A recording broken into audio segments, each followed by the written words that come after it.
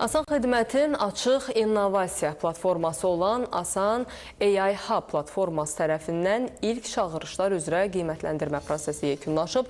Məqsədi Azərbaycanda süni intellekt sahəsində fəaliyyət göstərən tədqiqatçıları, dövlət qurumlarını, özəl sektoru və fərdi istifadəçiləri vahid rəqəmsal mühitdə bir araya gətirmək olan platformanın ilk çağırışları çərçivəsində 17 innovativ həll təqdim olub. İlkin qiymətləndirmə mərhələsinin nəticələrinə əsasən hər çağırış üzrə ən yüksək nəticə göstərən 2 komanda növbəti mərhələyə vəsiqə qazanıb.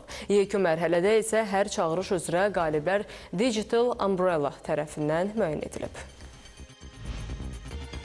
Asan AI Hub artıq beynəlxalq səviyyədə diqqəti cəlb edir. Belə ki, beynəlxalq analitika mərkəzi olan Oxford Insights tərəfindən aparılan təhlil onu göstərir ki, bu model digər ölkələrdə də tətbiq oluna biləcək bir açıq innovasiya əməkdaşlığı platformasıdır.